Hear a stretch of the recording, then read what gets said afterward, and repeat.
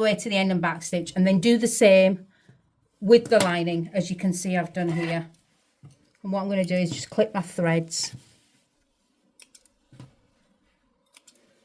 This is same as one of the other bags. It ends up where the zipper's in the middle and you've got 2 tunnels. I'll just show you there. You've got 2 tunnels. So what we're going to do now is we want to turn the bag the right way around so that we can see the zipper. And the lining is inside.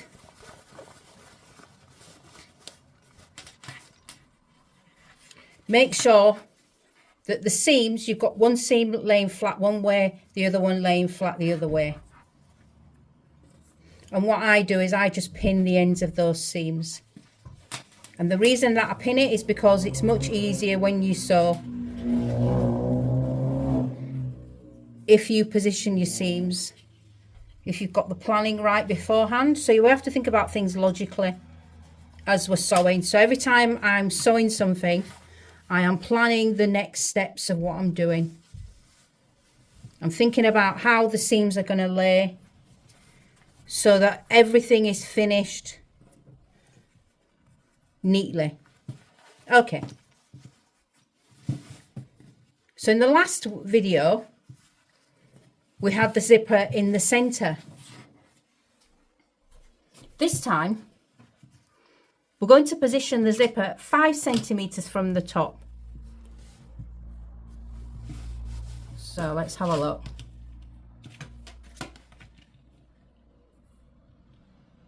A little bit further down. I'm going to measure 3 centimeters down from the zipper and place my wrist strap. So the wrist strap, the reason it's longer is because I'm going to fold it over, but I also want to make myself room to be able to hold the wrist strap. So it's 3 centimeters down. And I'm going to sew one side and then I'm going to check the other side to make sure it's going to be at a length that I want to be able to handle it.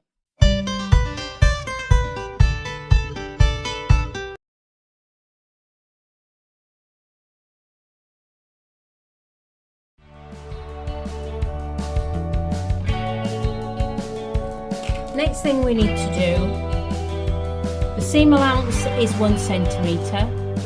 So I'm going to draw my seam allowance in for both sides. I'm using a pencil, you can use tailor's chalk. So that's my seam allowance. We're using that 2.5 centimeter square that we've been using for all our other bags. We're going to do the same thing again. So my square is inside the seam allowance and I have drawn around the square. Inside the seam allowance, draw around the square.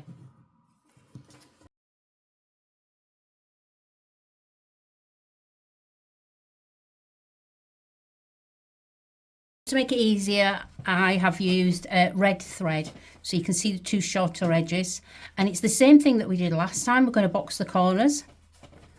So same as bag number 2 in the previous video. What I've done is, just to open it out, remember we talked about giving it a press, because when the fold line is there, it makes it easier to use the fold line as a guide to box the corners. So I can see my fold line and I am starting with the outside of the fabric, obviously, and I'm using the fold line to match it up to the shorter side that I have just finished sewing. And I'm going to turn it around and do the same again and position it. And we talked about the fact that it can be a little bit faffy, but the effect of it is really nice. So once you've got the seams in position, you've got everything all nicely lined up, you're going to pin it and you're going to sew across.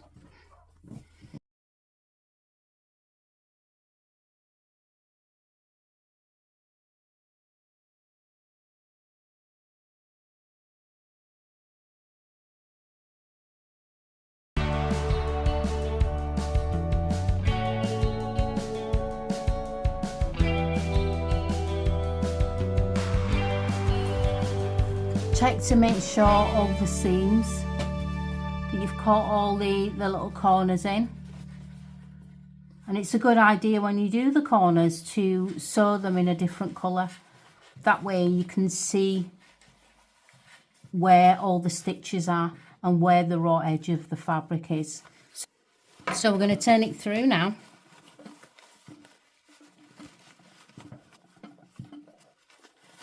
First through to the lining.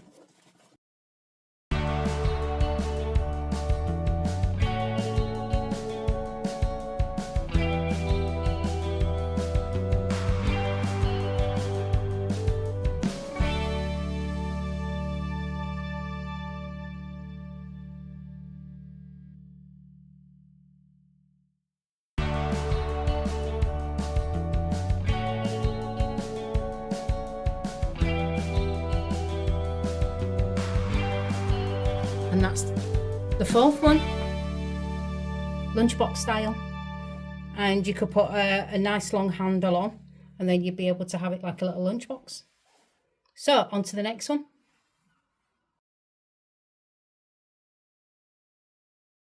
Bag number 5. So the zipper is done. We're going to turn it the right way around with the lining inside, so we've got one big tunnel.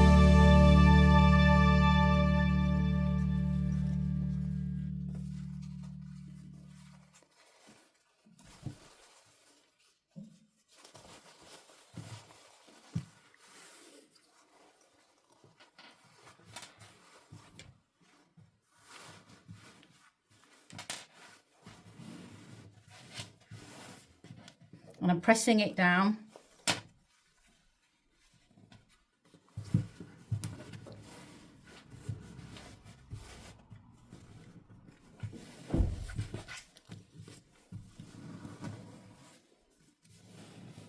Finger pressing it. And we're going to cut some small, tiny notches.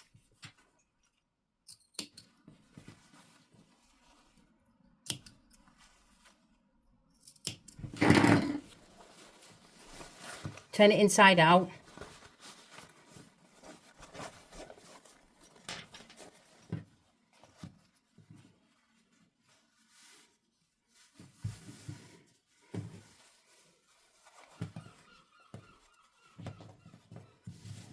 So the notches on the edge tell me that the zipper is in the center. Same thing as we did last time. I'm going to mark out where my 1 centimetre seam allowance is.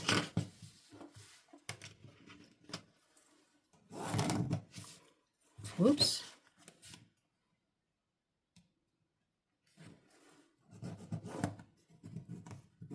There we go. And if you make a mistake, if you put a cross on your mistake, then you know when you look at the line you won't get mixed up. So I know the line that's got a cross on is my mistake and the other line is correct.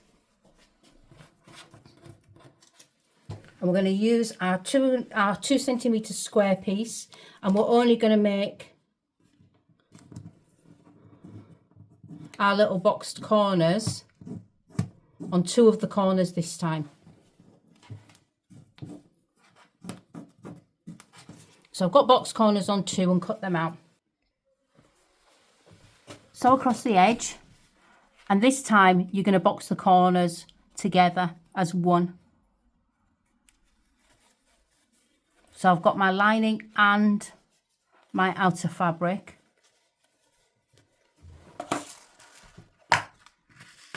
All together as one. Sew along the edge, and then we're going to put bias binding to finish the edge off. Right, so here's where we're up to. I have run a little strip of bias along the raw edges that needed enclosing.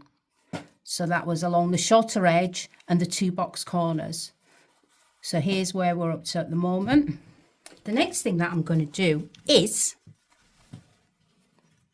I was thinking I might add myself a little handle. I thought that might be quite nice because I've got this piece of grosgrain ribbon spare. So I'm going to pop that inside. And it's only a short piece of ribbon.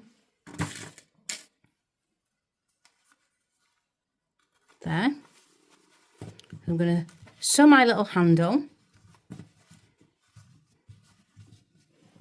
Okay, so I've added myself a small little handle. That was just off the cuff. We'll see what it looks like. Anyway, back to the bag. Next thing to do is you fold the outer edges in.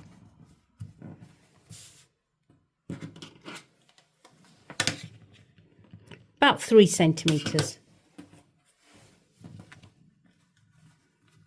And pin it in place. Fold the outer edges in.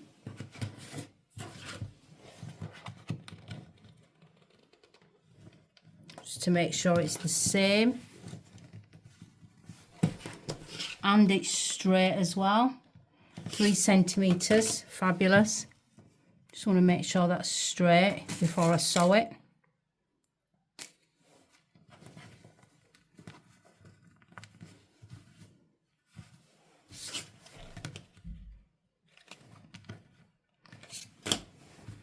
And sew 1 centimetre seam all the way across, and I would go back and forth a few times. I'm just going to move my zipper out of the way. Back and forth a few times because you want to make sure that this seam is really strong. And finish the edge with the bias tape like you've done before. So after all our hard work, let's turn it out and see what it looks like. Because I think this is going to be a really cute one with the pleat that we've made. Make sure you turn the corners through.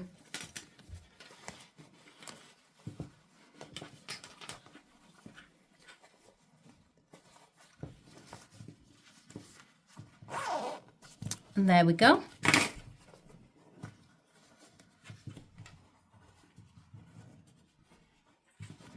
So that one is bag number 5.